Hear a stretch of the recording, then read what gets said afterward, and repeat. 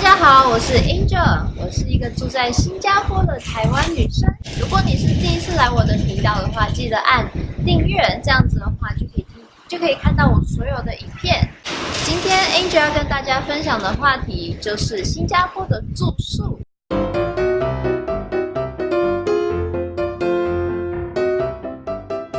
如果你有考虑过来新加坡常住的话，很可能会碰到这个问题：新加坡的住宿到底有多少类型呢？那一般外国人不是很了解新加坡的住宿类型的时候呢，他们常常会不小心被房仲或是屋主坑了一笔钱，自己都不知道，所以这是很冤枉的一件事。Angel 刚来新加坡的时候，付了更高的房租来租了一间非常非常小间的房子。今天 Angel 就要跟大家来分享新加坡不同的类型的房子。一般新加坡的房子分成3大类别，第一种呢是政府主屋，或者是 HDB， 就是我现在位于的地方。政府主屋呢，顾名思义就是政府为了人民所盖的房子，大概有80%的新加坡人是住在政府主屋的，这是政府盖的房子，所以呢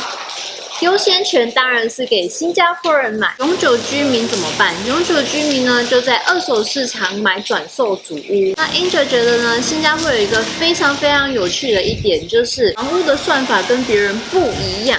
怎么说？我刚来新加坡的时候，以为1房室、2房室、3房室、4房室就代表房间的数量。其实不是，那个房间的数量呢，你还要再加1厅，所以呢，3房室就等于2个房间1个客厅，4房室的呢就是3个房间1个客厅。所以你们以后到新加坡，如果听到3房室，你就知道说，我只有2个房间可以住。如果有在这边要租房子的话呢，这些东西是必须要注意的。不同的地点呢，房租是不一样的。一间4房室的房间，就是只有3个房间跟1个客厅，大概每个月的租金是介于1000块到1400块之间，有可能会贵一点或是少一点，那真的是完全是看地点。那如果今天呢，你是一个人来住，那你只要需要1个房间的话呢，那你就可以考虑只住1间房间。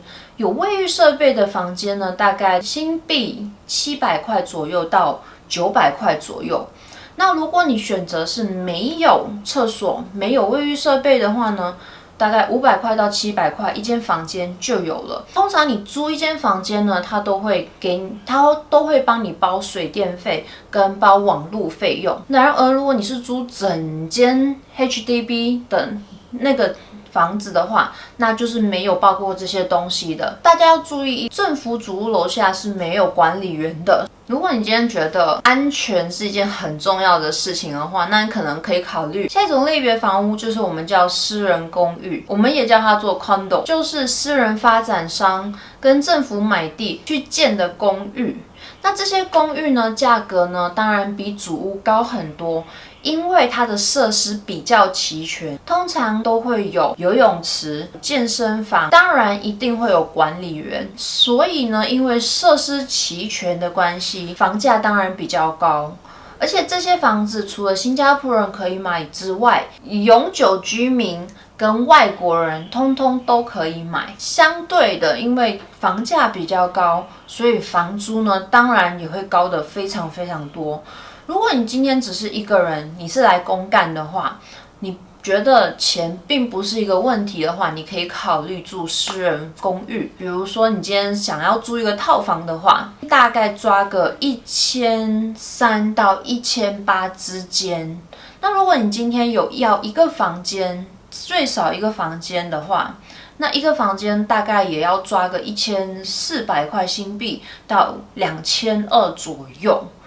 当然要看地点，像这种私人公寓的话，就会比较适合那些比较需要设施，觉得一定要有大楼管理员这一些上班人士。第3种房产呢，我们叫有地房产，就是你买了这种房子呢，它的地就属于你的，所以只有新加坡人才可以拥有这种房子。外国人 sorry 大家是买不到的，因为呢，有地房产的顾名思义就是你拥有那整块地，所以呢，你可以在上面盖任何形状的房子。这种房子的房价呢是非常非常非常昂贵的，因为你有自己的停车场，你也有可能有你自己的家里的游泳池，还有花园等等。我是比较少听过有朋友从外国来会去租这些有地的私人产业，但是还是有，就是比较少，因为它的租金就相对的非常非常高，所以呢，看大家的 budget 需要怎么样的设施，才去找一个怎么样的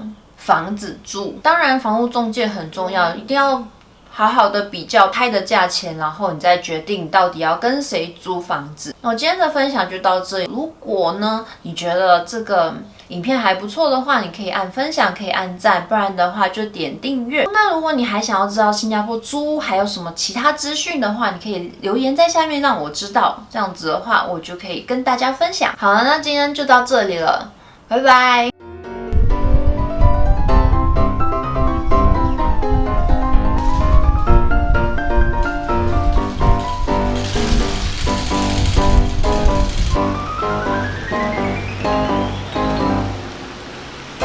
Okay, go.